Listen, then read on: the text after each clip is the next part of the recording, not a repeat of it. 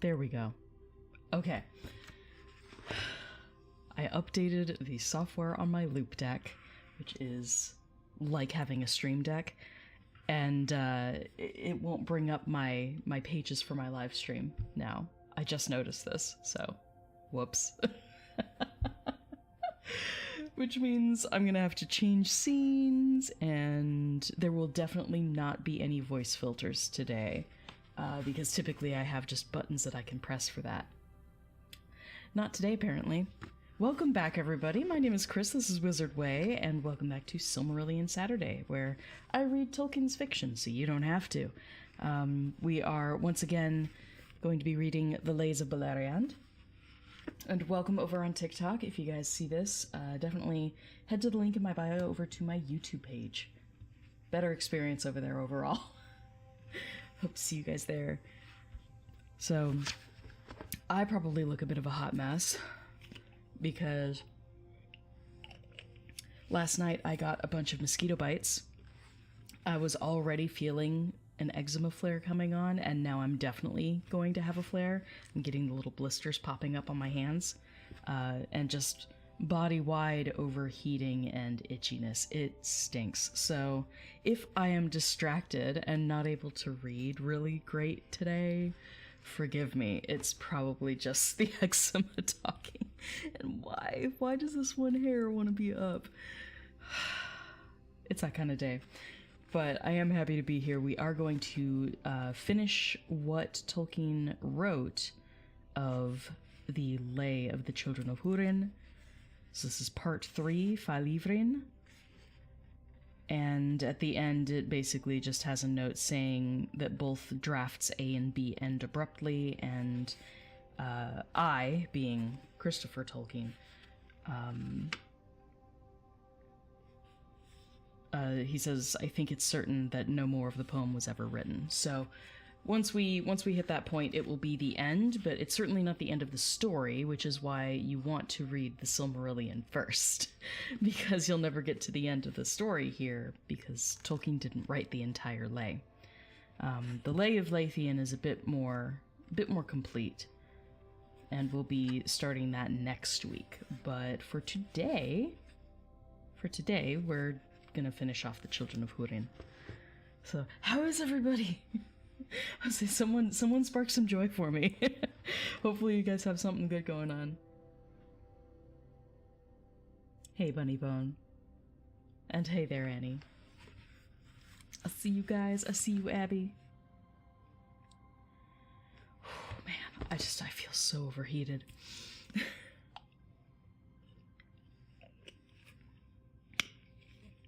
But I hope everyone's having a good day.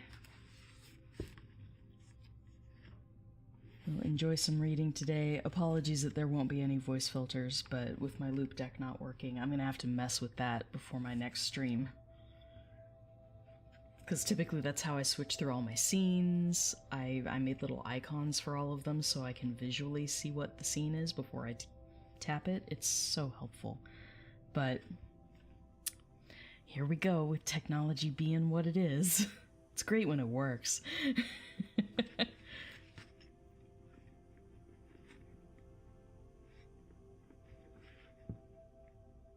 Yeah, at least we have the normal sound working now. I basically, if any of you guys are familiar with OBS, I have scenes nested within scenes, which means that all of my audio input stuff is in its own separate scene, which is why the screen went black, because all of my audio is on just a blank scene, and then I embed that into every visual scene with the overlays, so that my audio, I can just adjust the audio from one scene and it will apply to any scene that I'm using that audio on. But it makes sure that, like, example, because we're in a just chatting screen here, the just chatting screen doesn't have my game volume. Like if I have my PS2 or my Nintendo Switch plugged in, if I'm doing that through a capture card, I can usually bring in sound from the game, but I don't even have that available as an option for this particular overlay, so that you guys won't accidentally hear stuff that you're not supposed to. I don't have my verbal filters. I don't have this microphone and all of its settings in the starting or ending screens, so there's no chance that you guys will hear my mic typically, unless everything is now messed up.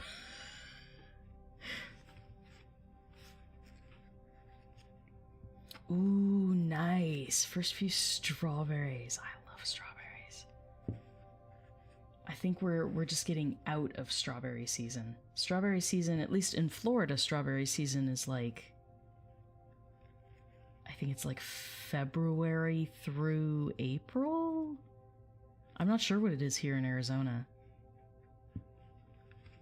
I know we have a few wild strawberries growing in our garden out back, which is kind of cool. They just randomly popped out of nowhere. I'll have to poke my sibling about that, because they tend to tend the garden. I don't have a green thumb, but they do. I let them do that.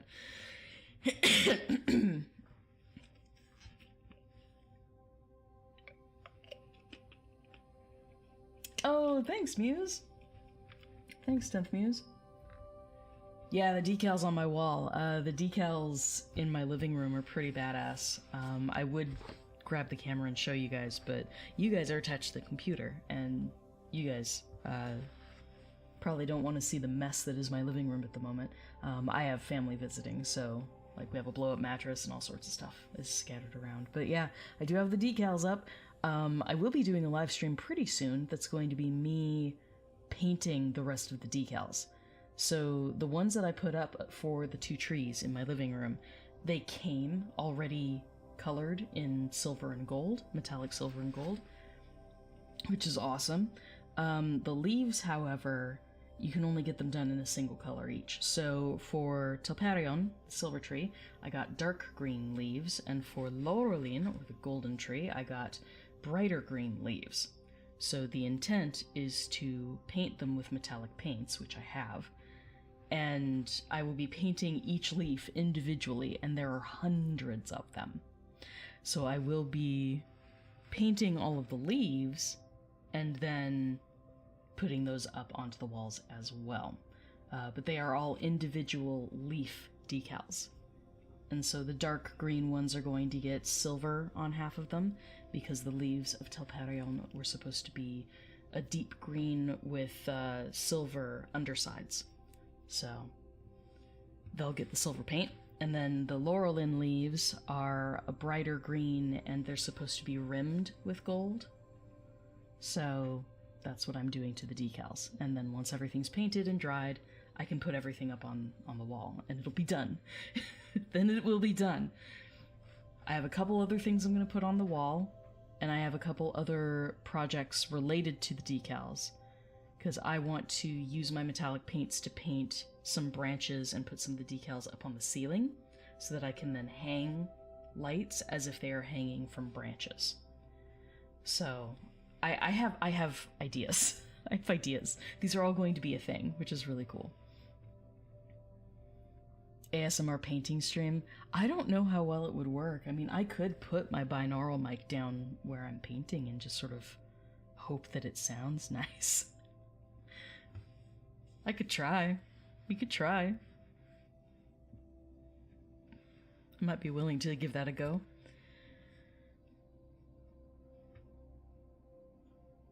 Oh, no, I couldn't do that. No, Bunnybone, no. Too soon. It's always too soon. For anyone who's over on TikTok, Bunnybone on Twitch just suggested that in a different room, I put decals up of just stumps. Gold and silver stumps, and then a sun and moon above them.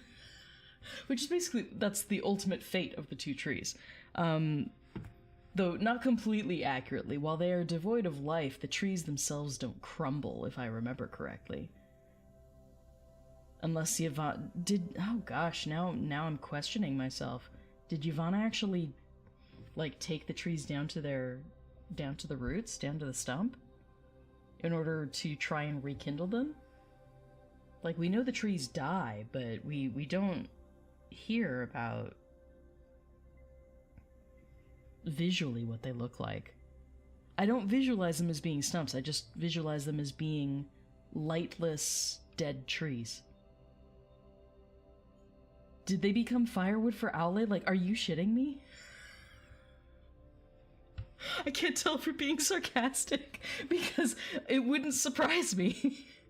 It would not surprise me if Owlay used them for firewood. That would be terrible. Ivana would be so angry. That can't be true. That can't be right. That can't be right. Oh man. If that's right, I'm gonna laugh and cry. Like, both.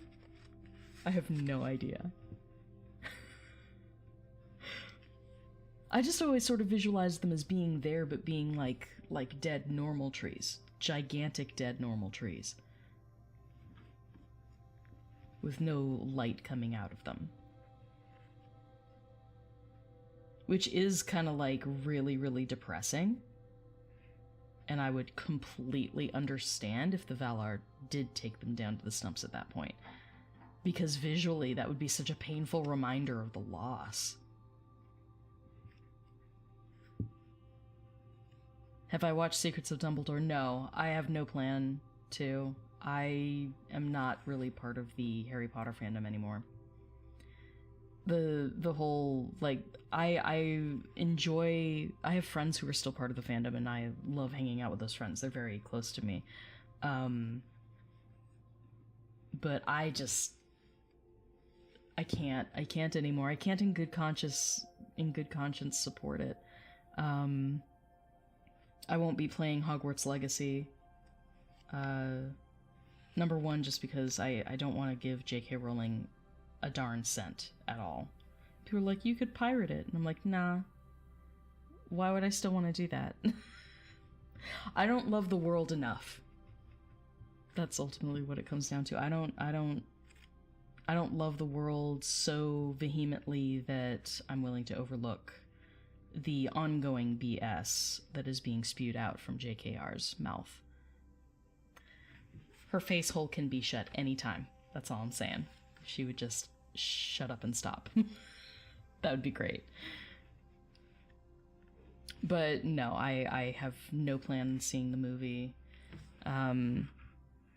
If there's finally an actual nod to the relationship between Dumbledore and Grindelwald, then great. I'm sure I'll see a clip of it on YouTube at some point, and that'll be that. I didn't like the second Fantastic Beasts movie. I didn't care for it. I thought it was not very well done. But great visual effects, great music.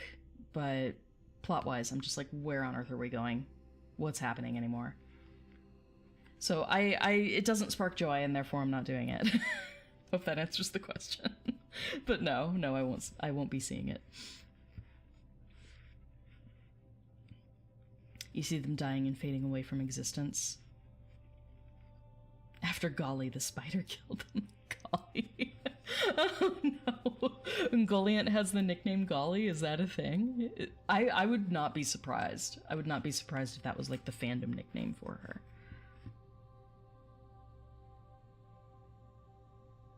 Do I miss it? No. Honestly, like, I really don't. Which is... I think there's a little bit of a cognitive disconnect for me, and I don't know if that's just my brain being wired differently, but I have a really hard time putting things up on pedestals. So I never worshipped J.K. Rowling. I don't worship Tolkien. I think Tolkien had a deep and lasting impact on the fantasy genre, which I think that's objectively true. But if I were to meet the man, would I be fawning all over him? Absolutely not. So, because I never put the Harry Potter universe or JK herself up on a pedestal, seeing her topple off that pedestal did nothing to me. So, I've left it behind, and I'm like, I went through a grieving process, but it was relatively short-lived. Honestly, my saddest thing, the only thing that I really miss is cosplaying Draco. I enjoyed cosplaying Draco Malfoy. That was always fun.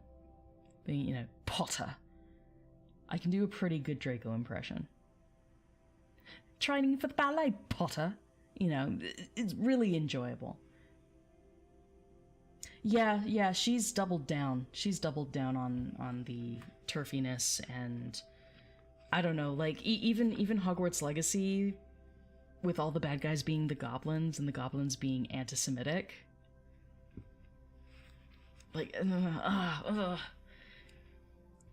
it plays into too many stereotypes that are really harmful to, you know, like, everybody. I can't anymore with her. Let's move on. But yeah, she does stand behind what she said. She has doubled down, and she keeps making it worse, and I have lost all respect for her. And that's where that stands. But let's switch gears. Let's get into the reading, shall we? I don't want to linger too much on JK's BS. You just dubbed her Golly the Spider. Oh man, that's so funny. Alright, let's get started. Again, anyone who's over on TikTok, please head to the link in my bio over to my YouTube channel. You'll have a better experience over there, and yeah. Audio's gonna be better, everything's better. So yeah, I'm just trying to get you all to switch over for me. Oh, and I really want to shift the way I'm sitting, but I can't because of all my bug bites. We're a bit miserable today. It's okay. It's fine.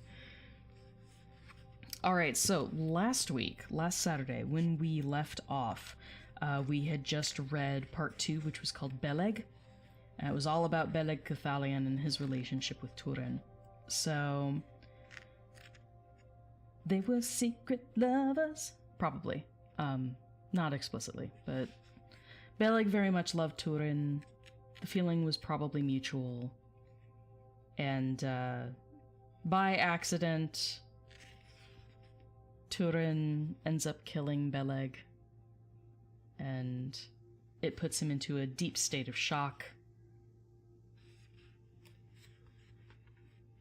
And yeah, so he kills his best friend by accident. Whoopsie daisy. And poor Gwyndor, or in here, Flinding. Flinding of Fwylin instead of Gwyndor Gwylinion. So they changed it a little bit. But this is an earlier draft of the names, so the names are a little bit different. But Flinding is Gwyndor. And so Flinding is seeing all of this go down and is dismayed, for sure, but does try to pick up the pieces and take Turin somewhere safe. And so that's what we're reading.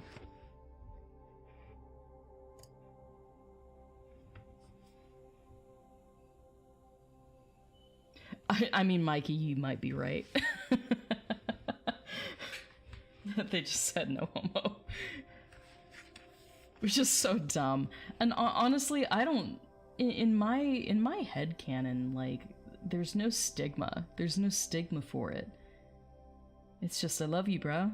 Yeah, I love you too, bro. Like, every indication that we have visually from, like, Peter Jackson's version. Like, toxic masculinity is not a thing that's rewarded. You look at, you know, the way that Aragorn and Frodo and, you know, other male characters interact with each other. And it's very tender and emotive, and these are all good things. So typically, at least with the Peter Jackson adaptations, we don't end up with too much toxic masculinity. And what is there is usually punished. So I actually don't think they would have said no homo after their meetups. They probably just would have kissed each other and parted. Like, even if they were just friends, they probably just kissed each other and parted. There's no stigma against physical contact. There's no norm. Exactly. Undying beings love who their hearts tell them to love. There is no place for social norms or rules. Yeah, it's more guidelines than actual rules. But that's where we left off. We left off with Beleg, unfortunately, deceased.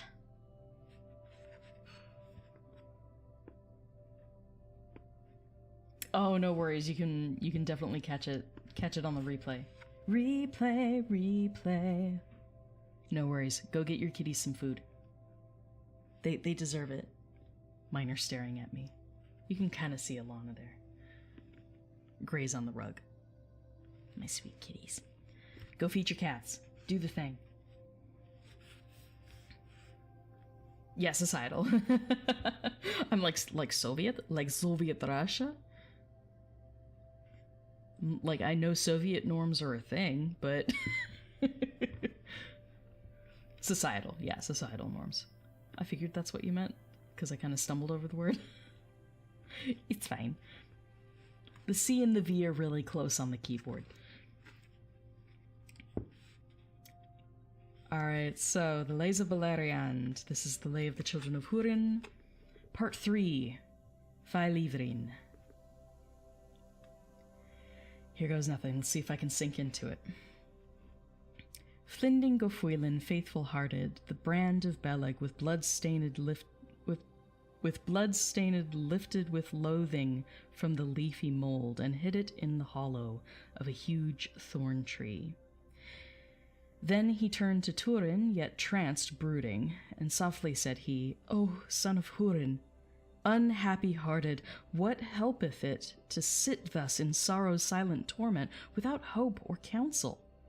But Húrin's son, by those words weakened, wildly answered, "I abide by Beleg, nor bid me leave him, thou voice unfaithful. Vain are all things. O death dark-handed, draw thou near me, if remorse may move thee. From morning loosed, crush me conquered to his cold bosom." AKA, please, death, take me. Take me now.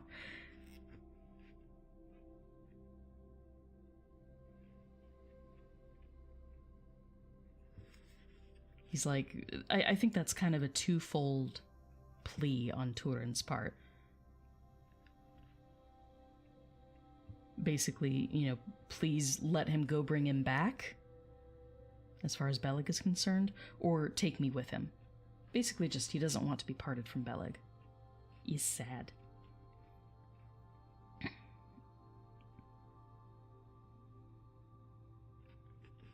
And Gwyndor's gonna be kind of a dick again. He's really not the greatest character in this version of the book. Or this version of the story. Flinding answered, and fear left him for wrath and pity. "Arouse thy pride. Not thus unthinking on Thangorodrim's heights, unchained did Húrin speak. Curse thy comfort." This is Turin. "Less cold were steel. If death comes not to the death-craving, I will seek him by the sword. The sword, where lies it? O cold and cruel, where cowerest now, murderer of thy master? Amends shalt work, and slay me swift, O sleep-giver." So he's basically trying to find his sword and unalive himself. This is dark. Back to Flinding. "Look not luckless thy life to steal, nor sully anew his sword unhappy in the flesh of a friend, whose freedom seeking he fell by fate, by foes unwounded." Hi, kitten. You have to move, though. Go on. Thank you.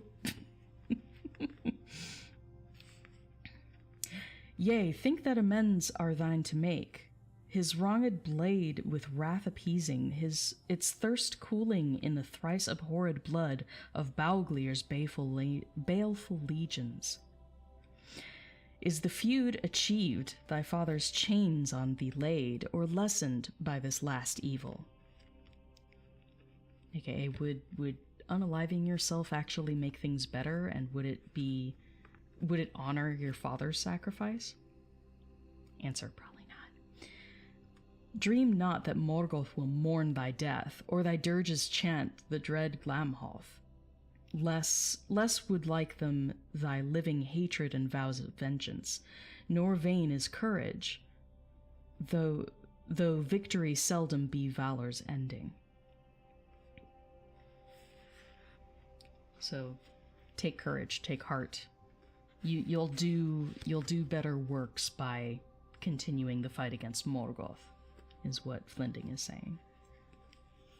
Then fiercely Turin, to his feet leaping, cried new crazed, "Ye coward orcs, why turn ye tail? Why tarry ye now, when the son of Húrin and the sword of Beleg in wrath await you? For wrong and woe here is vengeance ready. If ye venture it not, I will follow your feet to the four corners of the angry earth. Have after you." So now Turin's mad. Fainting Flinding there fought with him, and words of wisdom to his witless ears he breathless spake. "Abide, O Turin, for need hast thou now to nurse thy hurt, and strength to gather in strong counsel. Who flees to fight wears not fear's token, and vengeance delayed its vow achieves." The madness past, amazed pondering neath the tangled trees sat Turin, wordless brooding blackly on bitter vengeance, till the dusk deepened on his day of waking, and the early years were opened pale. This is going to be a challenge for me today. Apologies in advance. Is there a character in LOTR that has massive homosexual overtones? I mean, honestly, there are a lot of overtones with Frodo and Sam, but that can be taken many different ways. Either deep abiding brotherhood, which we do know that Tolkien experienced that in the trenches of World War I. So there is definitely an element of that, of going through hardship that no one else can really understand until they've experienced it. So there's a comrade of arms kind of feel to their friendship, as well as a master-servant kind of feel to their friendship, as well as a asexual, platonic, romantic relationship. Or, not platonic, an asexual romantic relationship could also be read into Frodo and Sam. So I feel like there are lots of ways that you could read it. To me, it read very gay. And then Turin and Beleg always did, and Celebrimbor and Anatar. Those are the three main pairings that canonically make the most sense and read queer to me personally. But specifically in Lord of the Rings, Frodo and Sam, for sure. For sure. Let us continue. Then Beleg's burial in those bleak regions did Flinding fashion. Where he fell sadly he left him lying, and lightly o'er him with long labor the leaves he poured. But Turin, tearless, turning suddenly on the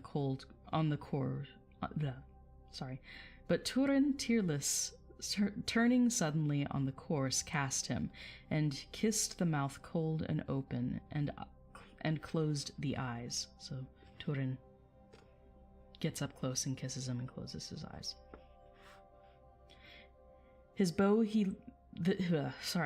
laid he black beside him, and words of parting wove about him.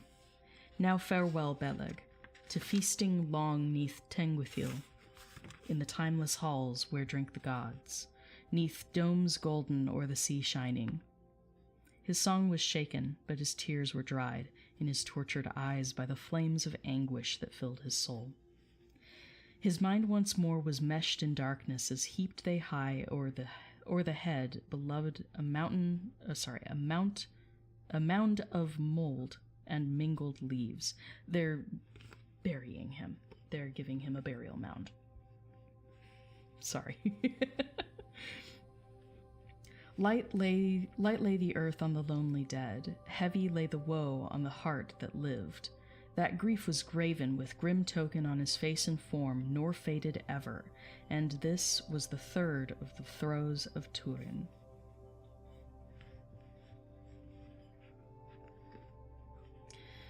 Okay. Thence he wandered witless, without wish or purpose, but for Flinding the faithful he had fared to death, or been lost in the hands... Oh, but for Flinding, so because of him. But for Flinding the faithful he had fared to death, or been lost in the lands of lurking evil. Renewed in that nome of Nargothrond was heart and valor by hatred wakened, that he guarded and guided his grim comrade. With the light of his lamp he lit their ways, and they hid by day to hasten by night, by darkness shrouded or dim vapors.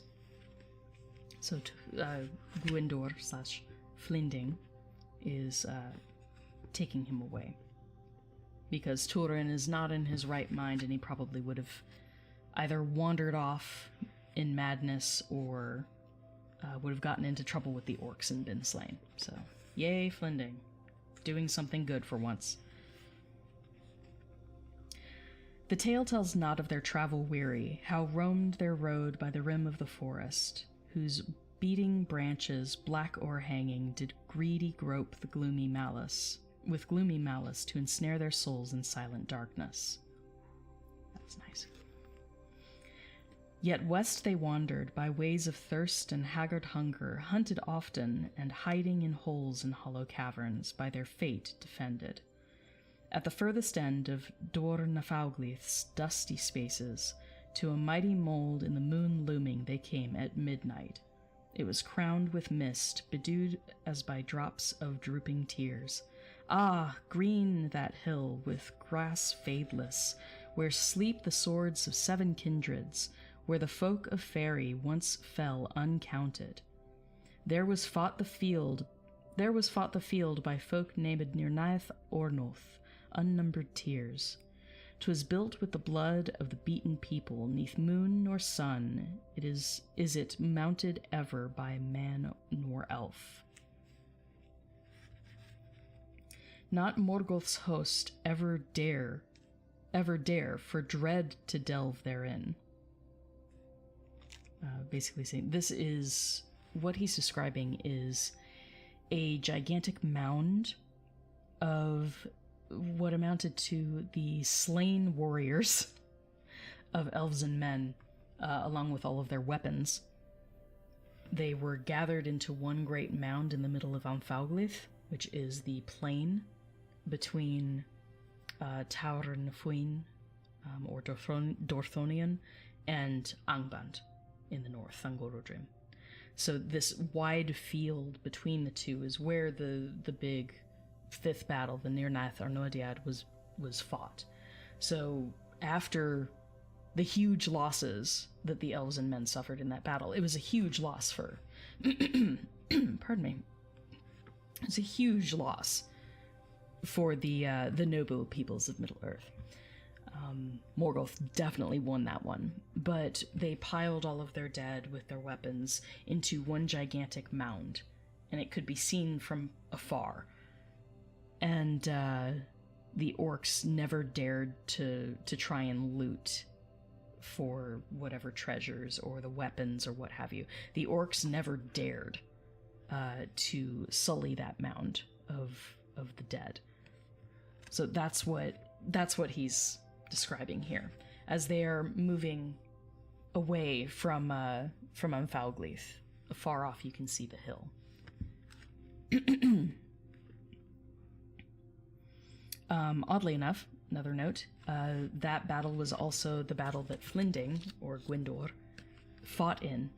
He jumped the gun because his brother was slain in front of the entire host of the elves. It was not a good day. Not a good day for Gwyndor. But he stormed the gates, and that's when he gets captured. So here he is, having escaped several years later. Probably, I think it's 18 years later. So he's been a captive for many years, but he escapes, and that's when he finds Turin.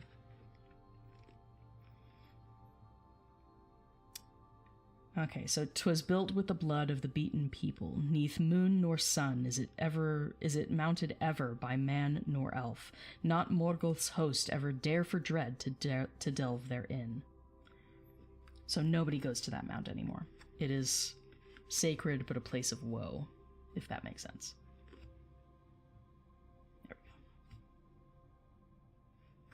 adjusting the cameras. I have a lot of phlegm. Hold on.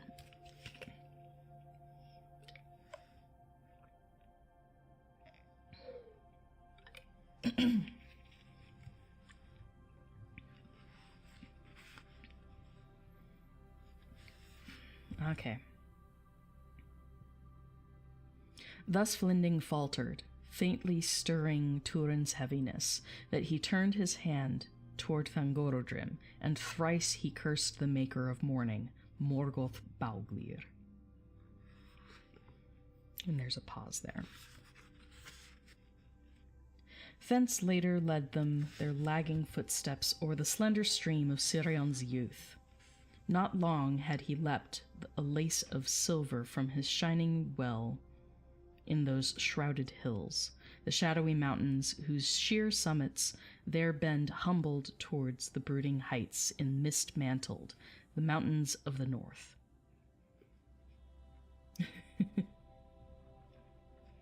Hey there, KP Birdman. What is up? Trying to get over my phlegm and get through this poetry. My goodness. So we're just talking about the mountains. The mountains that form the pass of Sirion.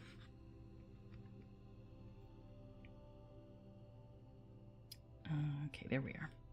Here the orcs might pass him, they else dared not o'er Sirion swim, whose swelling water through moor and marsh, mead and woodland, through caverns carven in the cold bosom of the earth far under, through empty lands and leagues untrodden, beloved of Ulmir, later known as Ulmo. Fleeting floweth, with fame undying in the songs of the gnomes, to the sea at last. So that whole thing was basically just saying that the orcs could only cross it really high up when it's still a small river. Otherwise it was too large and too dangerous for them to cross the river. No gray. Not right now, please.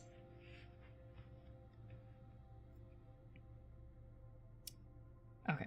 Thus reached they the roots of the ruinous feet of those hoary hills that Heathlum girdle, the shaggy pine woods of the shadowy mountains.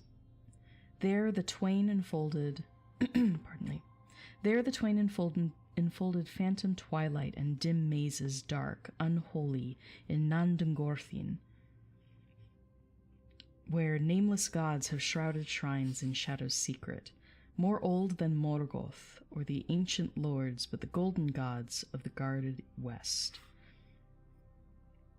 But the ghostly dwellers of that grey valley hindered not hurt them, and they held their course with creeping flesh and quaking limb. Yet laughter at whiles with lingering echo as distant mockery of demon voices, there harsh and hollow in the hushed twilight, Flinding fancied, fell unwholesome, as that leering laughter lost and dreadful that rang in the rocks, in the ruthless hour of Beleg's slaughter. 'Tis Bauglir's voice that dogs us darkly with deadly scorn, he shuddering thought. But the shreds of fear and black foreboding were banished utterly when they clomb the cliffs and climbing rocks that walled the vale of watchful evil, and southward saw the slopes of Heathlum more warm and friendly. That way they fared during the daylight, o'er dale and gull, o'er mountain pasture, moor and boulder, over fell and fall of flashing waters that slipped down to Sirion, to swell his tide in his eastward basin, onward sweeping to the south, to the sea, to his sandy delta. After 7 journeys, lo, sleep took them, on a night of stars when they nigh had stridden to those lands beloved that long had known Flinding aforetime. At first morning, the white arrows of the wheeling sun gazed down gladly on green hollows and smiling slopes that swept before them. There builded bowls of beeches ancient, marched in majesty in myriad leaves of golden russet, greyly rooted, in leaves translucent, lightly robed. their boughs upending, blown at morning by the wings of winds that wandered down o'er bosomy bent, breathing odors to the wavering water's winking margin. Pulling out all the big words. Gosh, so much alliteration there. Yikes. It's just describing the river Narog, basically. And the forest that surrounds Nargothrond. There rush and reed their rustling plumes and leaves like lances, louded trembling green with sunlight. Then glad the soul of Flinding the fugitive. In his face the morning there glimmered golden, his gleaming hair was washed with sunlight. Awake from sadness Turinthalion and troublous thoughts. On Ivrin's lake is endless laughter. Oh, that's right. We're not down at Nargothrond yet. My brain completely farted. We're just coming up to Faelivrin. Aethel Ivrin is the name of the place where they're currently at, and it's a beautiful pool up in the mountains that has never been sullied. At that point, has never been sullied by Morgoth or orcs or the Dark Forces. And it's a place where it was said that drinking the waters would cure all ills. It's kind of like Fountain of Youth vibe. So that's where they are. I'm sorry, I misspoke before about Nargothrond. They're not there yet.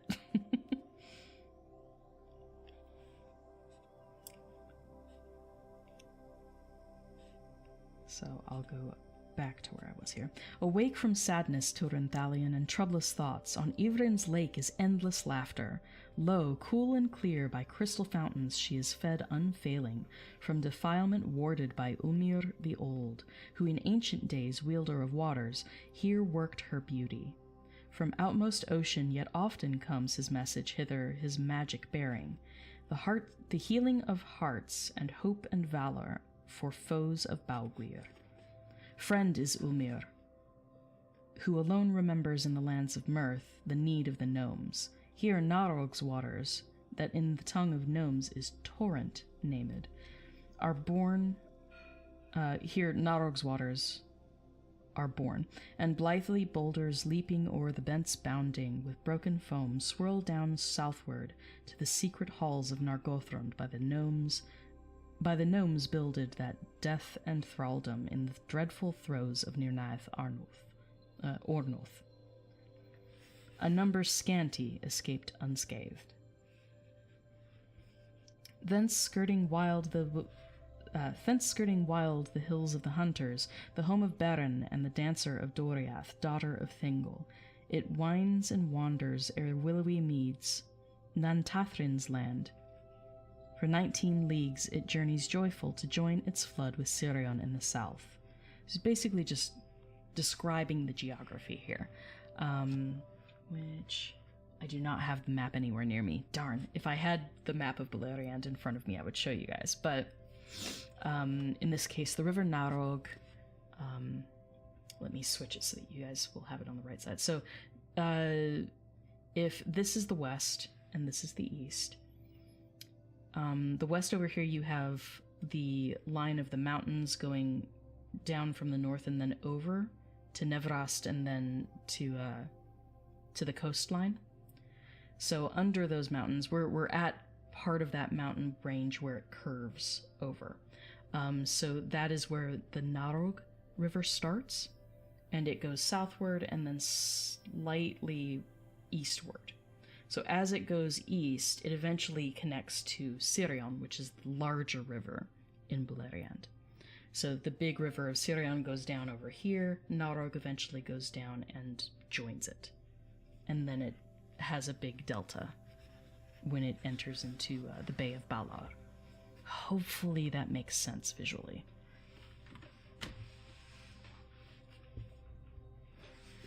Okay.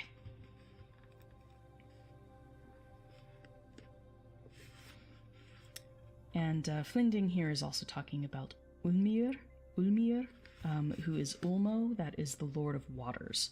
So, what he means about...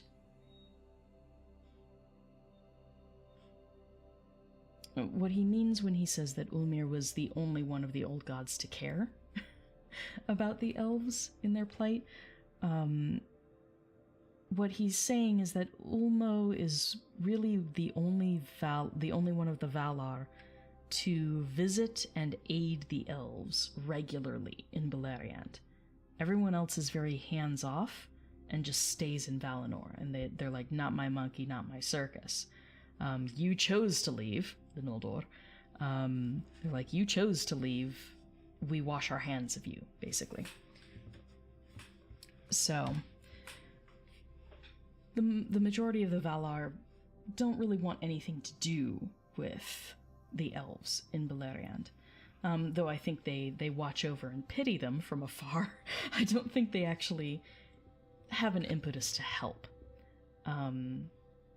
But Ulmo is different, and Ulmo has always cared deeply for the elves, though he's tends to be more of a quiet guy, isolated. He tends to stay, rather than staying in Valinor like the other Valar, he tended to just stay in the oceans and visit frequently the shores of the sea and go up the rivers and give visions and counsel to the elves. So when Flinding here is talking about, friend is Ulmir, who alone remembers in the lands of Mirth the need of the gnomes.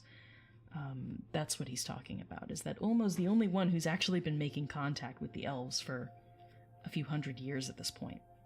Probably longer. So that's where that is coming from. Oh, thank you so much for the rose. Thank you.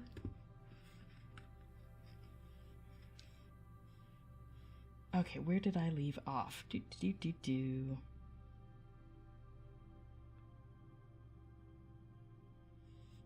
Right. It journeys joyful to join its flood with Sirion in the south. So the Narog River joins Sirion in the south. To the salt marshes where snipe and seamew and the sea breezes first pipe and play, they press together, sweeping soundless, to the seats of Ulmir, where the waters of Sirion and the waves of the sea murmurous mingle. A marge of sand there lies, all lit by the long sunshine. There all day rustles wrinkled ocean, and the seabirds call in solemn conclave, white-winged hosts whistling sadly, uncounted voices crying endlessly. There a shining shingle on that shore lieth, whose pebbles as pearl or pale marble by spray and spindrift, splashed at evening in the moon do gleam, or moan and grind when the dweller in the deep drives in fury the waters white to the walls of the land. When the long-haired riders on their lathered horses with bit and bridle of blowing foam in rack-wreathed and ropes of seaweed, to the thunder gallop of the thudding of the surf.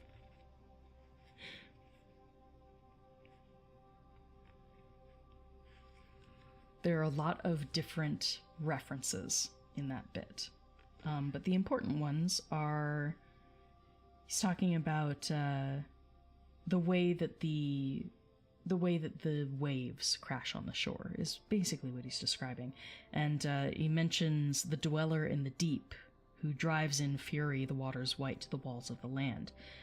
That would be Alse.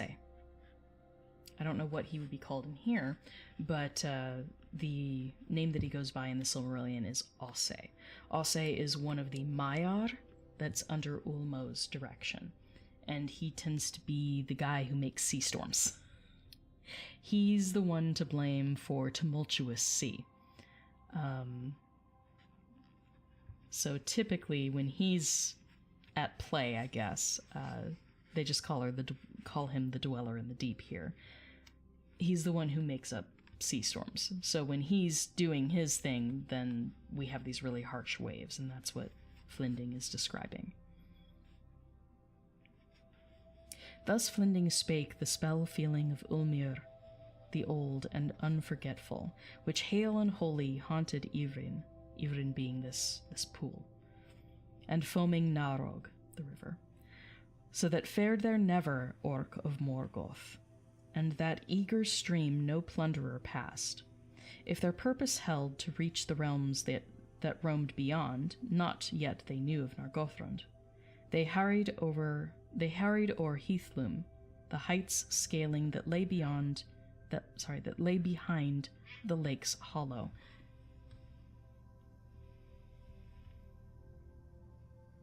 You're fine, Gray. Sounds like my mom's making some noise back there. Apologies if that comes through the mic.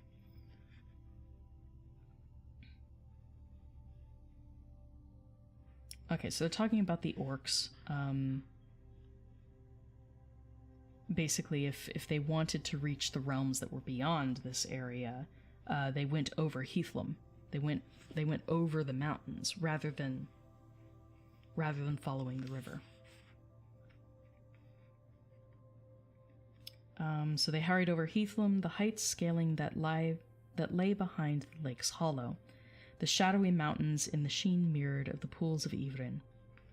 Pale and eager, Turin hearkened to the tale of Flinding. The washing of waters in his words sounded as an echo of Ulmir's awful conchs in the abyss blowing. There born anew was hope in his heart as they hastened down to the lake of laughter. A long and narrow arm it reaches that ancient rocks o'ergrown with green girdle strongly, at whose outer end there open sudden a gap, a gateway in the grey boulders, whence thrusteth thin in thread-like jets newborn Naurog, 19 fathoms, or a flickering force falls in wonder, and a glimmering goblet with glass-lucent fountains fills he by his freshets carven in the cool bosom of the crystal stones. Again, Tolkien just waxing poetic with describing the pools of Ivrin and the little, water fountain, the little waterfalls and trickling streams that flow over this area. Must have been really, really beautiful. Okay.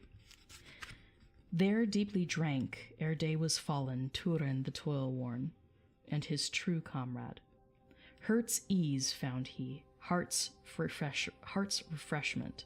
From the meshes of misery his mind was loosed. As they sat on the sward by the sound of water, and watched in wonder the westering sun o'er the wall wading of the wild mountains, whose peaks empurpled pricked the evening. Lovely description. Whose peaks empurpled pricked the evening. Then it dropped to the dark and deep shadows of the cliffs creeping, quenched in twilight, the last beacons leashed with crimson. To the stars upstanding, stony mountled, the mountains waited till the moon arose o'er the endless east, and Ivrin's pools, dreaming deeply, dim reflected their pallid faces. In pondering fast woven, wordless, they waked no sound, till cold breezes keenly breathing, clear and fragrant, curled about them. Then sought they for sleep, a sand-paved cove outcarven.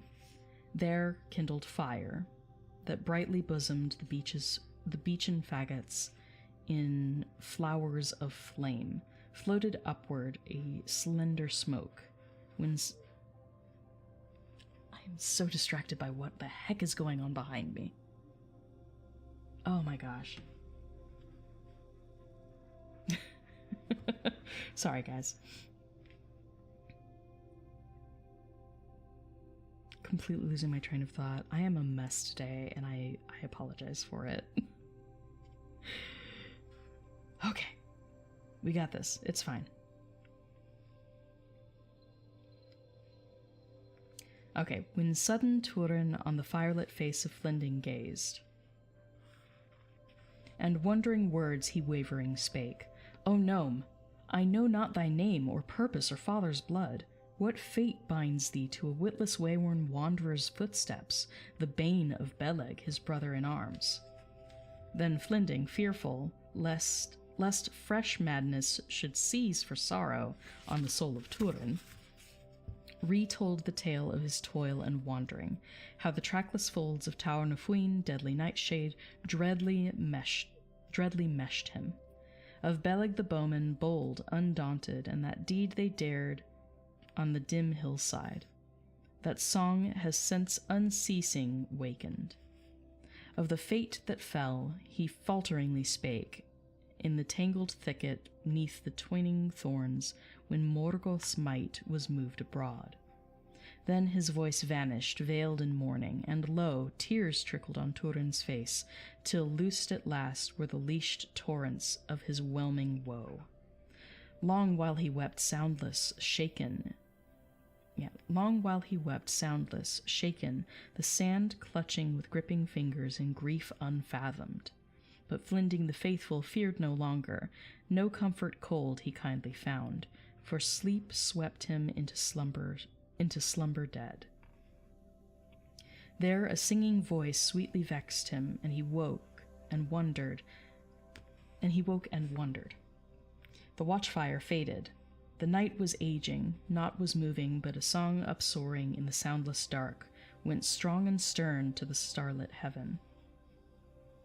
'Twas Turin that, towering on the tarn's margin, up high o'er the head of the hushed water, now falling faintly, let flare and echo a song of sorrow and sad splendor, the dirge of Beleg's deathless glory. There wondrous wove he words enchanted, that woods and water waked and answered. The rocks were wrung with ruth for Beleg. That song he sang, and since remembered by gnomes renewed in Nargothrond, it widely has wakened war-fain armies to the battle with Bauglir, the Bowman's Friendship. The Bowman's Friendship is in quotations here as the name of the song that Beleg has just sung to commemorate the death of his friend.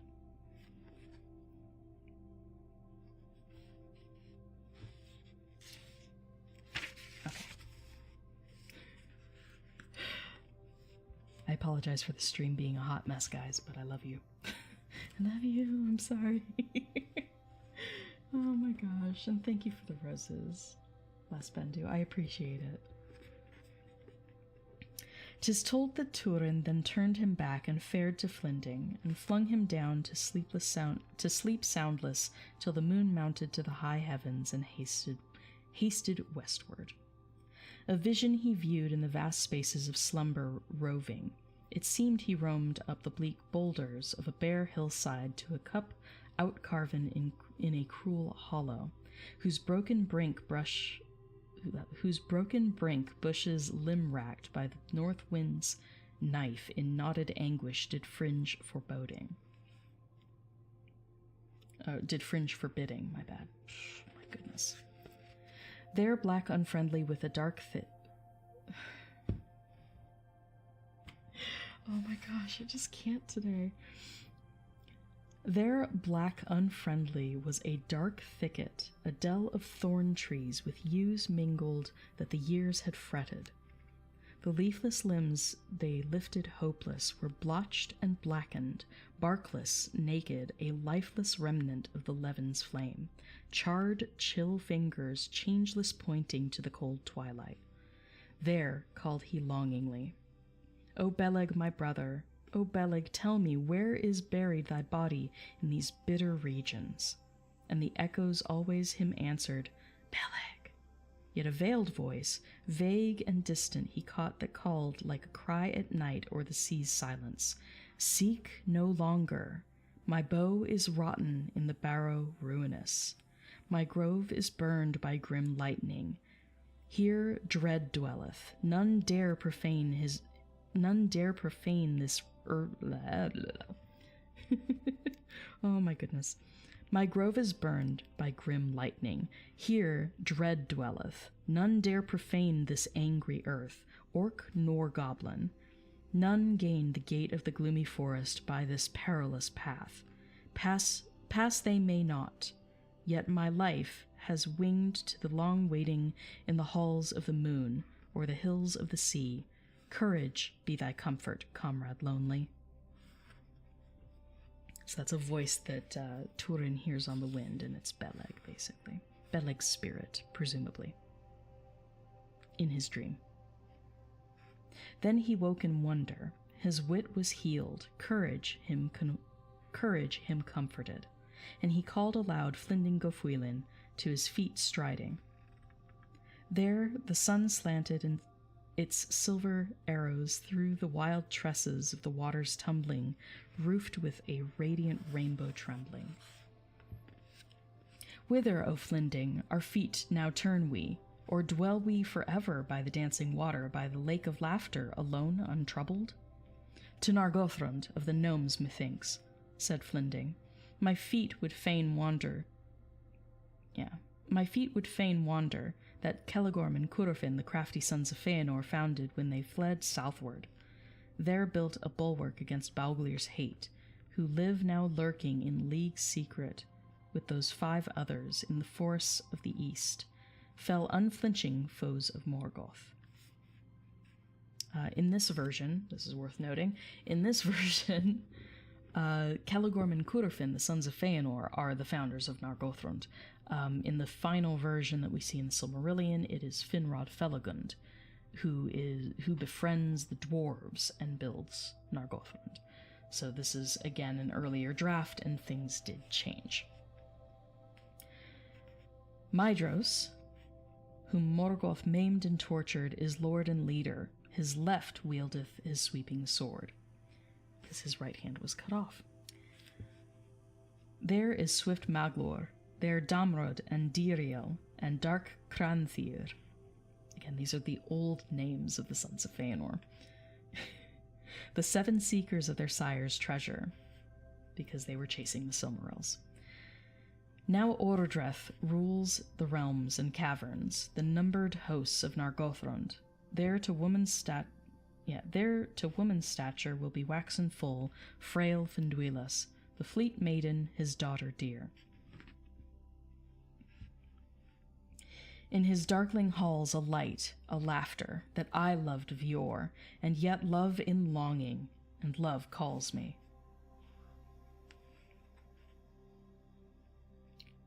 So basically, Flinding wants to go back to Nargothrond, not only because in this version the Sons of Feanor are pretty mighty and they would probably have defended this place very well, so it's a place of safety, but also because he loves Finduilas. And in this version, she loves him back, which is nice. That's about to change.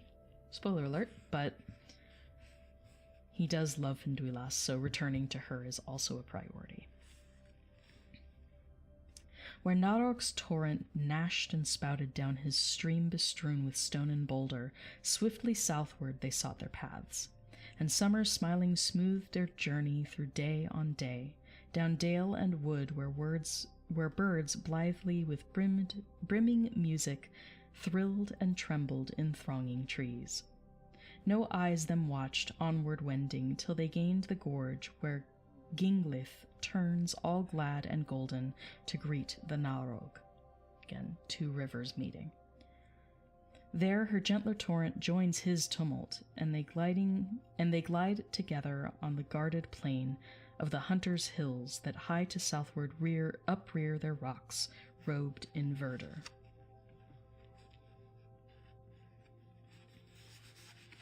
So there's a gentle river that just joins the Narog. The Narog is a very swift-running river. There watchful waited the wards of Narog, lest the need of the gnomes from the north should come. For the sea in the south them safeguarded, and eager Narog the east defended. Because again, it's a rough river, so it's one that defends the area, because it's hard to cross. Their tree-girt towers on the tall hilltops, no light betrayed in the trees lurking, no horns hooted in the hills ringing in loud alarm.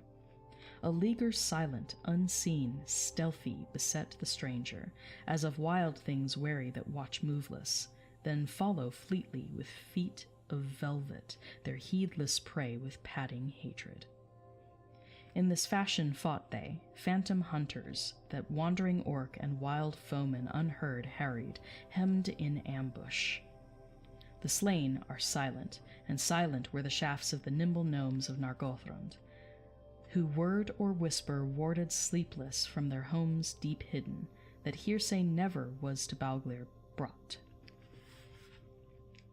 So they kill anybody who approaches, and no foes have made it back to reveal their location to Morgoth. Bright hope knew they, and east over Narog to open battle no cause or council had called them yet, though of shield and shaft and sheathed swords of warriors wielding now waxed their host, to power and prowess, and paths afar their scouts and woodsmen scoured in hunting. So they keep mostly to themselves, but they do defend their area. Thus the twain were tracked till the trees thickened, and the river went rushing neath a rising bank, in foam hastened over the feet of the hills. In a gloom of green, there they groped forward. There his fate defended from flying death Turin-Thalion.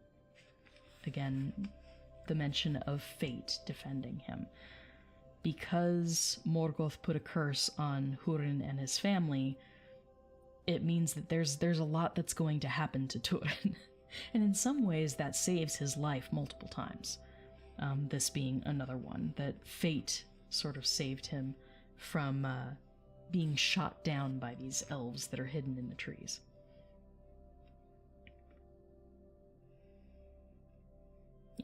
There his fate defended from flying death Turin-Thalion, a twisted thong of writhing roots enwrapped his foot, and as he fell there flashed, fleet, white-winged, a shrill-shafted arrow that shore his hair, and trembled sudden in a tree behind. So they shot at him. He just happened to trip. He happened to trip and fall at just the right time. Then Flinding o'er the fallen fiercely shouted, "Who shoots unsure his shafts at friends? Flinding Gofuilin of the folk of Narog, and the son of Húrin, his sworn comrade, here flee to freedom from the foes of the north." His words in the woods awoke no echo, no leaf there lisped, nor loosened twig there cracked, no creak of crawling movement stirred the silence. Still and soundless in the glades about were the green shadows. Thus fared they on, and felt that eyes unseen saw them, and swift footsteps unheard hastened behind them ever. Till each shaken bush or shadowy thicket they fled furtive in fear needless. For thereafter was aimed no arrow winged, and they came to a country kindly tended. Through flowery firth and fair acres they fared, and found of folk empty the leas and lesos, and the lawns of Narog, with the teeming tilth with trees enfolded twixt hills and river. The hoes unwrecked in the fields were flung, and fallen ladders in the long grass lay of the lush orchards. Every tree there turned its tangled head and eyed them secretly, and their ears listened of the nodding grasses. Though noontide glowed on land and leaf, their limbs were chilled. Never hall or homestead its high gables in the light uplifting in that land saw they, but a pathway plain by passing feet was broadly beaten. So basically saying that they don't see any dwellings in this area. They just see, some farmland and orchards and places where people would work, would toil, would labor, but they don't see any dwellings. And they don't see any people, because obviously all of their tools have just been abandoned and they're presumably hiding in the trees. Again, unseen, right? Thither bent their steps. Flinding Gofuilin, whose feet remembered that white roadway. In a while they reached to the acre's end, that ever-narrowing twixt wall of water did wane at last to blossomy banks by the borders of the way. A spuming torrent in spate tumbling from the highest hill of the hunter's wold clove and crossed it. There of carven stone with slim and shapely slender archway a bridge was builded, a bow gleaming in the froth and flashing foam of Ingwil, that headlong hurried and hissed beneath. Where it found the flood, far journeying Narog, there steeply stood the strong shoulders of the hills, o'erhanging the hurrying water. There, shrouded in trees, a sheer terrace, wide and winding, worn to smoothness, was fashioned in the face of the falling slope. Doors there darkly dim, gigantic, were hewn in the hillside, huge their timbers, and their posts and lintels of ponderous stone. Saying there's a small bridge, and everything is water-worn smooth, which is kind of cool. But there are these gigantic doors of the realm just set into this sheer cliffside, basically. They were shut unshakable. Then shrilled a trumpet as a phantom fanfare faintly winding in the hill from hollow halls far under. A creaking portal with clangor backward was flung, and forth there flashed a throng, leaping lightly, lances wielding, and swift encircling seized bewildered the wondrous wayworn. Wordless hailed them through the gaping gateway to the glooms beyond. So they've rushed out, grabbed them, and hauled them in. Ground and grumbled on its great hinges the door gigantic, with din ponderous it clanged and closed like clap of thunder. And echoes awful in empty corridors there ran and rumbled under roofs unseen, the light was lost. Then led them on down long and winding lanes of darkness, their guards guiding their groping feet, till the faint flicker of fiery torches flared before them. Fitful murmur as of many voices in meeting thronged they heard as they hastened. High sprang the roof. Round a sudden turning they swung amazed, and saw a solemn silent conclave, where hundreds hushed in huge twilight neath distant domes, darkly vaulted them wordless waited. So there's a big crowd in the area, but they're quiet. There waters flowed with washing echoes, winding swiftly amid the multitude, and mounting pale for 50 fathoms a fountain sprang, and wavering wan with winking redness, flushed and flickering in the fiery lights. It fell at the feet in the far shadows of a king with crown and carven throne.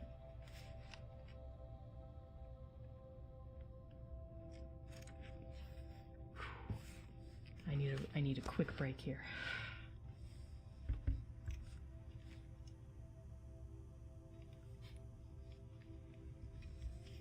And again, I'm sorry if there's noise behind me. My mom must be doing something, despite knowing that I'm live streaming.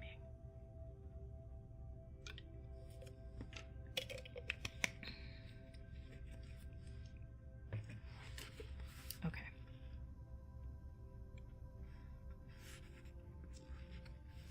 So they've just been brought into Nargothrond.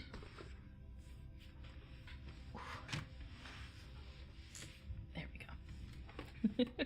So they've just been brought into Nargothrond, and there's a huge host of people there. But in the back, through all of the little streams that are going through the stones, they can see the throne of the king.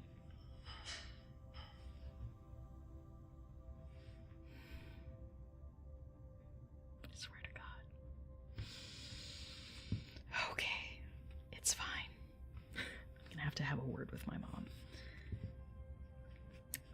A voice they heard neath the vault rolling, and the king them called. Who come ye here from the north, unloved to Nargothrond, a gnome of bondage and a nameless man? No welcome finds here wandering outlaw, save his wish be death, he wins it not. For those that have looked on our last refuge, it boots not to beg other boon of me.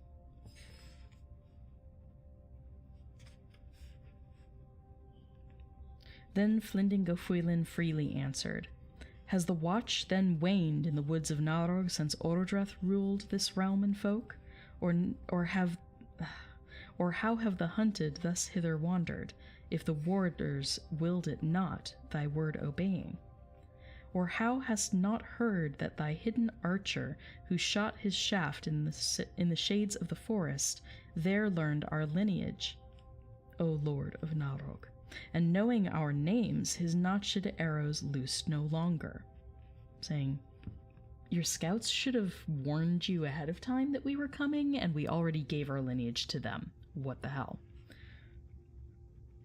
Then low and hushed, a murmur moved in the multitude, and some were who said, "'Tis the same in truth, the long looked for, the lost is found, the narrow path he knew to Nargothrond, who was born and bred here from babe to youth." And some were who said, "The son of Fuilin was lost and looked for long years agone. What sign or token from that same returns have we heard or seen?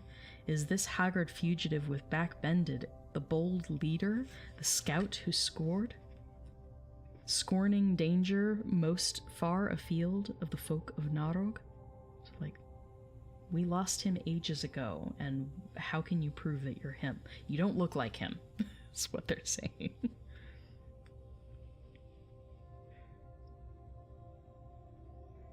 Okay. "That tale was told us," returned answer the Lord Orodreth. "But belief were rash, that alone of the lost, whom leagues afar the orcs of Angband and evil bonds have dragged to the deeps, thou darest home. By grace or valor, from grim thraldom, what proof dost thou proffer? What plea dost show that a man, a mortal, on our mansions hidden should look and live, our league sharing?" Thus the curse on the kindred for cruel slaughter at the Swan's Haven there swayed his heart. But Flinding Gofuilin fiercely answered, "Is the son of Hurin, who sits on high in a deathless doom dreadly chained, unknown, nameless, in need of plea to fend from him the fate of foe and spy? Flinding the faithful, the far wanderer, through form and face fires of anguish and bitter bondage, Balrog's torment, have seared and twisted, for a song of welcome had hoped in his heart at that homecoming that he dreamed of long in dark labor. Are these deep places to dungeons turned, a lesser Angband in the land of the gnomes?" So Flinding there is just like, I just escaped from torment. I just escaped from Balrogs, from hard labor, from, hell, basically, and now you all are just going to throw me in prison in my own realm? What gives? So he's basically just compared his hometown, his homeland, Nargothrond, to a lesser version of Angband. Ooh, them's fighting words. Thereat was wrath aroused in Orodreth's heart, and the muttering waxed to many voices, and this and that the throng shouted. When sweet and sudden a song awoke, a voice of music, or that vast murmur mounted in melody to the misty domes. With clear echoes the caverned arches it filled, and trembled frail and slender, those words weaving of welcome home, that the way-weary had wooed from care since the gnomes first knew need of wandering. Then hushed was the host, no head was turned, for long known and loved was that lifted voice, and Flinding knew it at the feet of the king, like stone graven. And Flinding knew it at the feet of the king, like stone graven, standing silent with heart laden. But Hurin's son was waked to wonder and to wistful thought, and searching the shadows that the seat shrouded, the kingly throne, there caught he thrice a glimmer as of garments white. 'Twas frail Finduilas, fleet and slender, to woman's stature, wondrous beauty, now grown in glory, that glad welcome there raised in ruth, and wrath was stilled. Locked fast the love had lain in her heart, that in laughter grew long years agone, when in the meads merrily a maiden played with fleet-footed finning. Oh my gosh. That in laughter grew long years agone, when in the meads merrily a maiden played with fleet-footed Fwielin's youngling. When she played with Flinding as a kid, right? No searing scars of sundering years could blind those eyes bright with welcome, and wet with tears wistful trembling at the grief there graven in grim furrows on the face of Flinding. "Father," said she, "what dream of doubt dreadly blinds thee? 'Tis Flinding go Fwilin, whose faith of yore none dared to doubt. This dark, lonely, morn-faded man beside him, if his oath avows the very offspring if his oath avows the very offspring of Húrin, what heart in this throng shall lack belief or love refuse? But are none yet nigh us that knew of yore the mighty of men, mark the kinship to seek and see in these sorrow-laden form and features." So, like, we've met others of these men, and this guy obviously is related to him, right? "The friends of Morgoth not thus, methinks, through thirst and hunger come without comrades, nor have countenance thus grave and guileless, glance unflinching." Basically, if these two were sent by Morgoth, they wouldn't be looking like this. They wouldn't be so weather-worn and so tortured, but they would also not meet our gazes unflinching. So she's like, "Trust me, they're harmless. These are friends, not foes." Then did Turin's heart tremble wondering at the sweet pity and soft gentle of that tender voice touched with wisdom that years of yearning had yielded slow. And Orodreth, whose heart knew ruth seldom, yet loved deeply that lady dear, gave ear and answer to her eager words, and his doubt and dread of dire treachery and his quick anger he quelled within him. No few were there found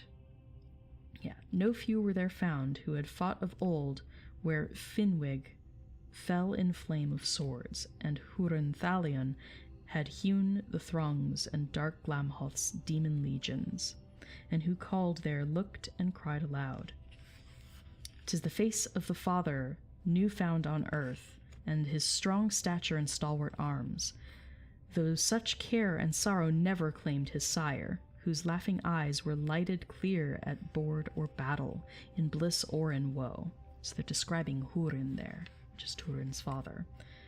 They're just like, he looks exactly the same, except Húrin always looked happy, and like he'd been laughing, and this guy looks miserable.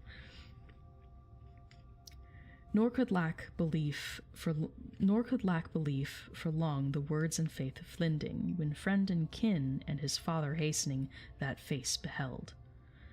Lo, sire and son did sweet embrace neath the trees entwining tangled branches at the dark doorways of those deep mansions that Fwielin's folk afar builded, and dwelt in the deep of the dark wooded.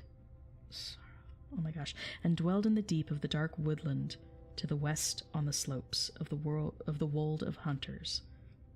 Of the four kindreds that followed the king, the watchtower's lords, the wold's keepers, and the guards of the bridge, the gleaming bow that was flung o'er the foaming froth of Ingwil from Fwielin's children were first chosen, most noble of name, renowned in valor. Basically saying that Gwilyn came from a very trusted and good family. And in this version, his father is still alive. I don't believe in the Silmarillion it's ever stated if their parents are there or not, for Gwyndor or Gelmir.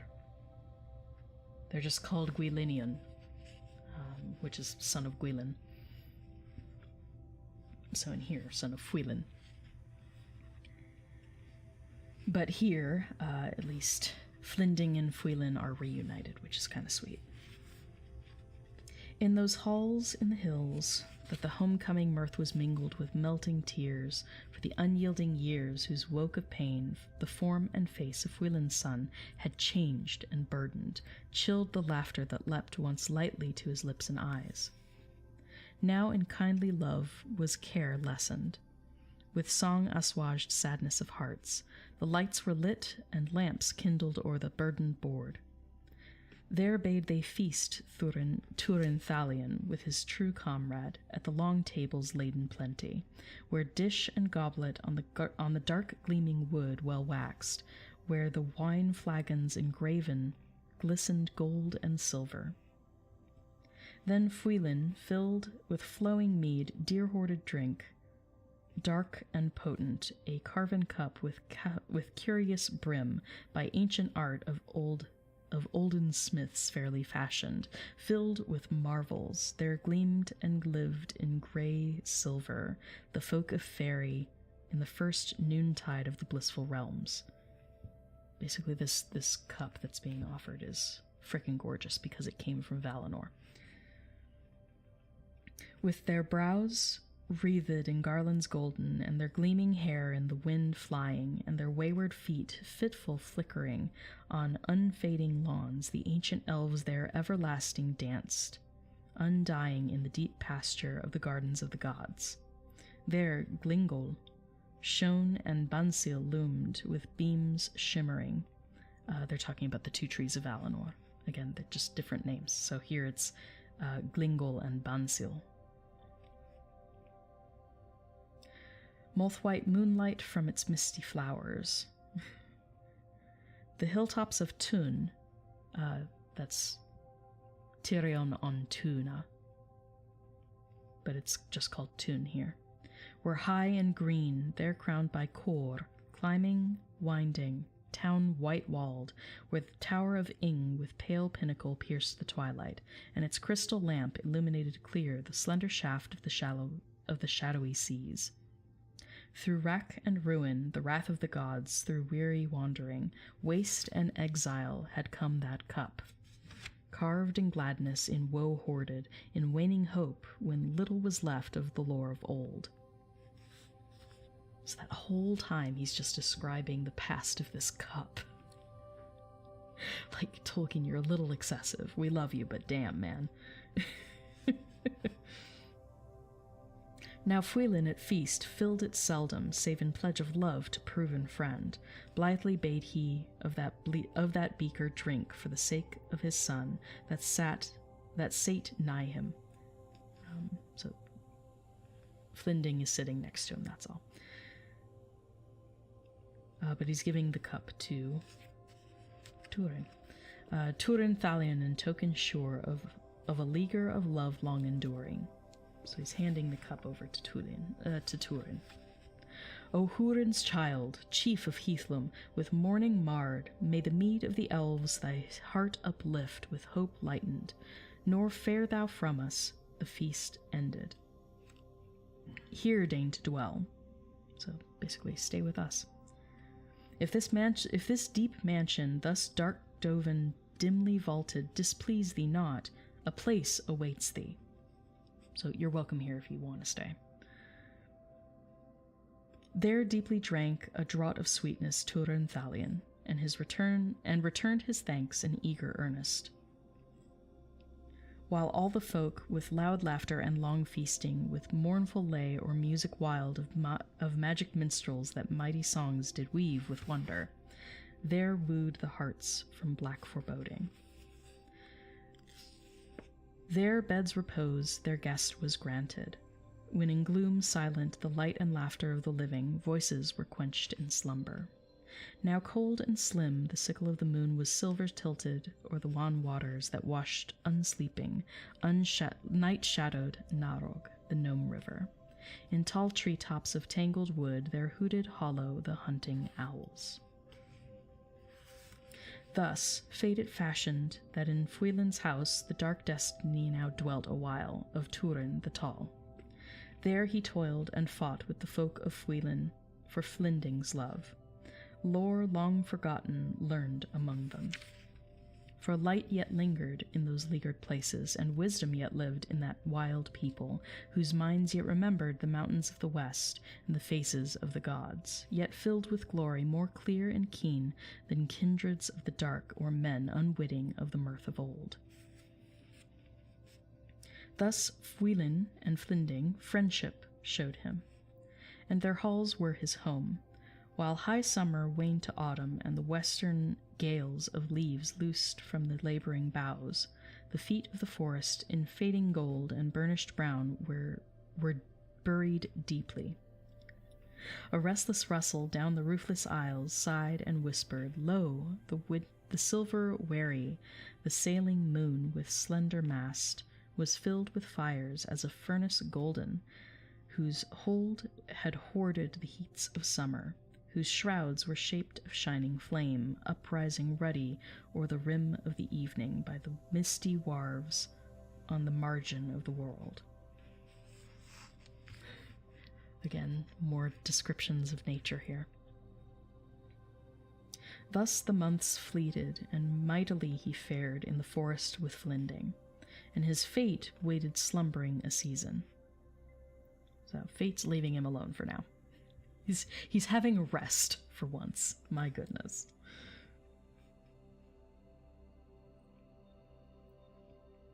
Okay, and his fate waited slumbering a season, while he sought for joy the lore learning and the league sharing of the gnomes renowned of Nargothrond.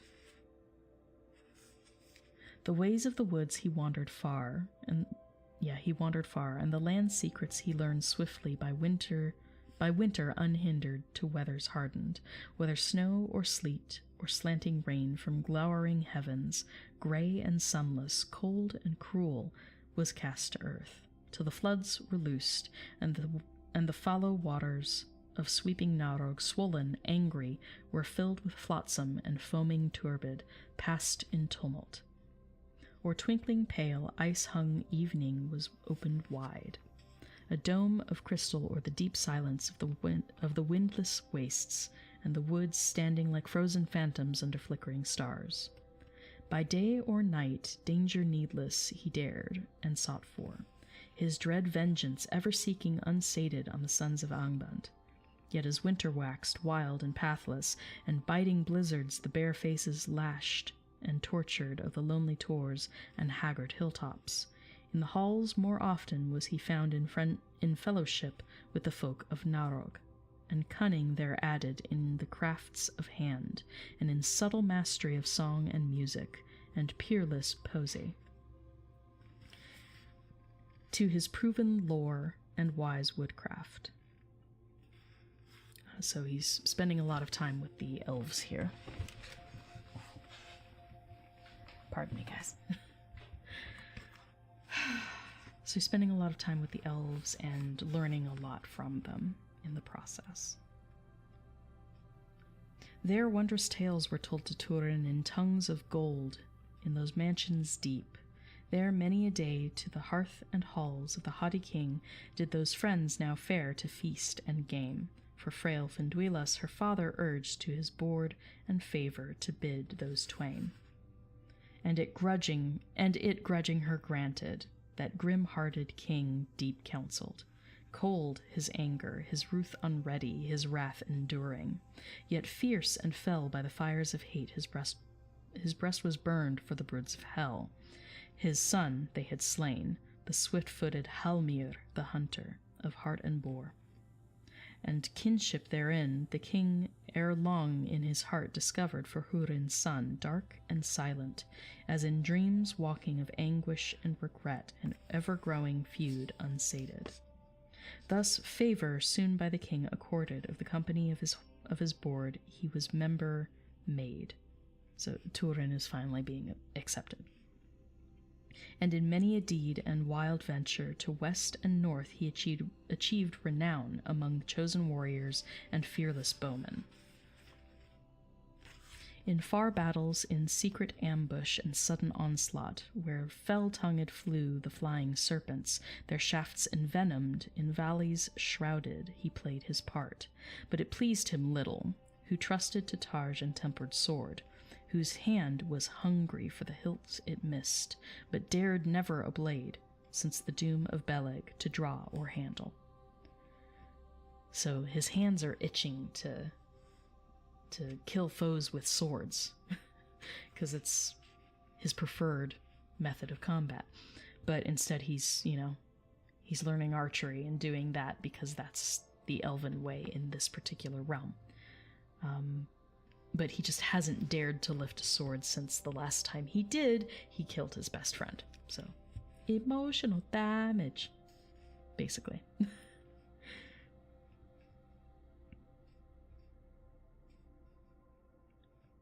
Okay, so since the doom of Beleg to draw or handle, he didn't want to pick up a sword. Deerholden was he, though he wished nor willed it, and his works were praised. When tales were told of times gone by, of valor they had known, of vanished triumph, glory half forgot, grief remembered, then they bade and begged him to be blithe and sing of the deeds in Doriath, in the dark forest by the shadowy shores, that shunned the light, where Asgalduin, the elf river, by root-fenced pools, roofed with silence, by deep eddies darkly gurgling, flowed freely on the past of the frowning portals of the thousand caves. Thus his thought recalled the woodland ways, where once of yore Beleg the bowman had a boy guided by slade and slope, and swampy thicket neath trees enchanted. Then his tongue faltered, and his tale was stilled. At Turin's sorrow one marvelled and was moved, a maiden fair, the young Finduilas, that Faelivrin, the glimmering sheen on the glassy pools of Ivrin's lake, the elves in love had named anew. By night she pondered, and by day she wondered, what depth of woe lay locked in his heart, his life marring. For the doom of dread and death that had fallen on Beleg the bowman, an unbroken silence Turin warded. Nor might tale be one of Flinding the faithful, of their fare and deeds in the waste together. So basically, Turin refuses to tell anybody about how he killed Beleg, and Flinding is honoring that by not spilling the beans. Now waned her love for the form and face furrowed with anguish, for the bended back and broken strength, the wistful eyes, and the withered laughter of Flinding the faithful. Though filled was her heart with deep-welling pity and dear friendship. So she's fallen out of love with Flinding. As happens, unfortunately. So unfortunately all she has for him is dear friendship and deep-welling pity. Ouch. Grown old betimes, and grey-frosted, he was wise and kindly, with wit and counsel, with sight and foresight, but slow to wrath, nor fiercely valiant. Yet if fight he must, his share he shirked not, though the shreds of fear in his heart yet hung. He hated no man, but he seldom smiled, save suddenly a light in his grave face glimmered, and his glance was fired. Finduilas may be faring lightly on the sward he saw, or swinging pale, a sheen of silver down some shadowy hall. So basically when he sees her is basically the only time he smiles. Yet to Turin was turned her troublous heart, against will and wisdom and waking thought. In dreams she sought him, his dark sorrow with love lightening, so that laughter shone in eyes new kindled, and her elven name he eagerly spake, as in endless spring they fared free-hearted through flowers enchanted, with hand in hand o'er the happy pastures of that land that is lit by no light of earth, by no moon nor sun, down mazy ways to the black abysmal brink of waking. So in her dreams she frolics with him. It's a very kind way of putting it. All right, we're getting close. We're getting close, guys. From woe unhealed, the wounded heart of Turin the Tall was turned to her. Uh-oh, here we go. Amazed and moved, his mind's secret, half-guessed, half-guarded, in gloomy hour of night's watches, when down narrow winding paths of pondering he paced wearily, he would lonely unlock, then loyal-hearted shut fast and shun, or shroud his grief in dreamless sleep, deep oblivion where no echo entered of the endless war of waking worlds, woe nor friendship, flower nor firelight, nor the foam of seas, nor the foam of seas, a land illumined? A land illumined by no light at all. O hands unholy, O heart of sorrow, O outlaw whose evil is yet unatoned, wilt thou, troth breaker, a treason new to thy burden bind, thy brother in arms, Flinding Gofwylin, thus foully betray, who thy madness tended in mortal perils to thy waters of healing, thy wandering feet did lead at the last to the lands of peace, where his life is rooted and his love dwelleth? O stained hands, his hope steal not. That's Turin speaking to himself, not wanting to betray Flinding, who has helped him so much and become a close friend. Because Flinding, identified very early on that he loved Finduilas and that she loved him back, and so Turin feels tortured over this. Thus love was fettered in loyal fastness and coldly clad in courteous word, yet he would look and long for her loveliness, in her gentle words his joy finding, her face watching when he feared no eye might mark his mood. One marked it all, Fylevrin's face, the fleeting gleams, like sun through clouds sailing hurriedly over faded fields, that flickered and went out as Turin passed. The tremulous smiles, his grave glances out of guarded shade, his sighs in secret. One saw them all, Flinding Gofwylin, who had found his home and lost his love to the lying years. And he watched and wondered, no word speaking, and his heart grew dark twixt hate and pity, bewildered, weary in the webs of fate. Then Finduilas, more frail and wan twixt olden love now o'erthrown, and new refused, did nightly weep. And folk wondered at the fair pallor of the hands upon her harp, and her hair of gold on slender shoulders slipped in tumult, the glory of her eyes that gleamed with fires of secret thought in silent deeps. Many bosomed burdens with foreboding vague their glooms disowned, neath glad laughter. In song and silence, snow and tempest, winter wore away. To the world there came a year once more in youth unstained. Nor were leaves less green, light less golden, the flowers less fair, though in faded hearts no spring was born. Though speeding nigh danger and dread of doom's footsteps to their halls hastened. Of the host of iron came tale and tidings, ever treading nearer. Orcs unnumbered to the east of Narog roamed and ravened. On the realm's borders, the might of Morgoth was moved abroad. No ambush stayed them, the archers yielded each veil by veil. Though venomed arrows... Unfortunately, in the middle of a fricking sentence, it just says here both A and B end abruptly, and I think it is certain that no more of the poem was ever written.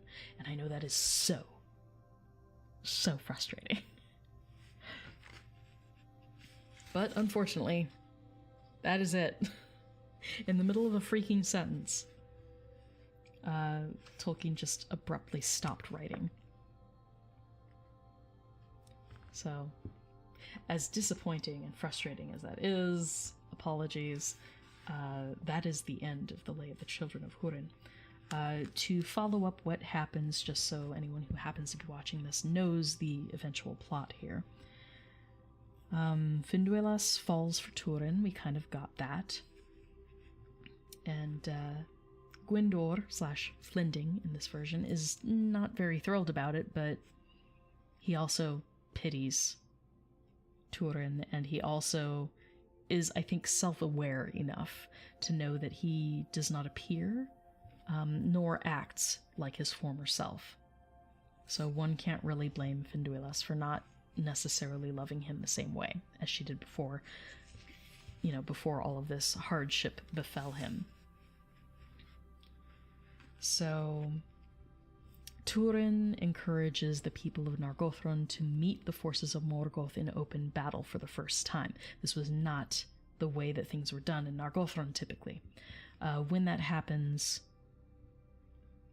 it is the wrong decision, and all of the forces, including Glaurung, the dragon, enter Nargothrond. They kill a bunch of people, take some people prisoner, but the realm is destroyed. Ultimately, the realm is destroyed. And Turin is enchanted by the dragon for a moment to stillness. He's paralyzed. Because magic! Because when a dragon looks you in the eye, they have a sort of power over your will for a short period of time. So in Turin's case, it means he's paralyzed, and he has to just sort of watch as Finduilas and other prisoners are taken out of Nargothrond by the dark forces of Morgoth. When he's finally released from the spell, he goes into battle. Gwyndor, or Flinding in this version, dies in his arms, beseeching him to seek out Finduilas and save her, which Turin tries to do and finds that she has perished. He finds a mound where she has been buried because she was pinned to a tree with a spear. It's a sad end for Finduilas. Nobody gets a happy ending in this story. Not a single person. So a lot more drama happens with Turin, but that at least tells you the bit of what happens with Nargothrond and Finduilas. But Finduilas and Flinding both die. I think Orodreth as well also dies in the fall of Nargothrond. Turin then goes on to, this is a huge, it's very much condensing what happens, but Turin's mother and sister finally do make it to Doriath, and they are upset that he's been exiled, and they go seeking him out. So his mother and sister are looking for him, and he's not seen his sister since she was born, basically. She was an infant. And as they are searching for him, Glaurung the dragon makes Morwen and Niniel, his mother and sister, go mad and basically get amnesia. And so he eventually comes across Nienor and falls in love with her, not knowing that it's his sister.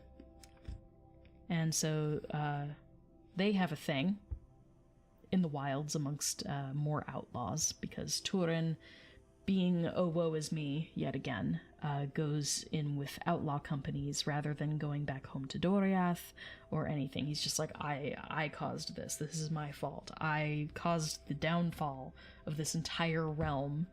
It's my fault. I don't deserve anything better than being a brigand. So as he's doing this, he comes upon Niniel, who is mad and has amnesia, and they have a thing. She gets pregnant. Eventually, Turin comes across Glaurung the dragon and does manage to kill the dragon, but the truth is revealed to him that it's his sister that he is wedded and bedded and is about to have a child with. And both he and his sister perish. They unalive themselves because they are so horrified. So, yeah. Nienor, aka Niniel, which is what he names her later, she throws herself off a cliff. Fun times. And then after Turin slays the dragon, he casts himself on his sword, the same sword that killed Beleg. And there's a moment in the Silmarillion where the sword speaks to him. It is one of the few sort of enchanted items that seems to have at least passing sentience in Tolkien's world. So that is sort of a summary of the rest of the tale of Turin, but it is a sad story. nobody wins, everybody dies. It's a tragedy, as Tolkien would tell it. So that sums up the end of the Lay of the Children of Húrin. I promise it will be far more satisfying going through the Lay of Leithian. The Lay of Leithian is the story of Beren and Luthien. It's much longer, because, let's see. We just finished here. So, including notes, this was how far we went for the Children of Húrin. The Lay of Leithian starts here and ends here. So you can see it's like the bulk of the book. So there's a lot more to cover with the Lay of Leithian. We will start that next week. I'm going to take a rest and deal with my bug bites and hopefully not be so harebrained and distracted next stream. I will probably be doing a crafting stream. I do need to do the stream with the decals, so we might try to mix up a crafting stream and an ASMR stream one of these evenings. So that'll be this upcoming week. Definitely join me as well for Hobbit Hump Day. So every Wednesday we are reading The Hobbit, and we're getting through that pretty quickly. It'll probably only take us another 3, maybe 4 streams to finish The Hobbit. And it's probably another 4 streams to read the Lay of Leithian. I have it all planned out. So I will see you guys next week, definitely, for at least Hobbit Hump Day, as well as more Lays of Beleriand on next Saturday. But I'll try and get that craft/ASMR stream in there too. Probably, I want to say, maybe Monday? Sunday or Monday. Probably Monday. We'll aim for Monday. But everybody take care. Thank you guys so much for bearing with me today. I know this reading was a bit all over the place. But we did finish up the Children of Húrin, and we'll work on the Lay of Leithian next week. Everybody please take care. I love you guys. I'm going to mess with my loop deck and try and get that back up and running, because not having access to any of my buttons is killing me. But thank you guys. I will see you guys next week. And yeah, take care. Until then, bye guys.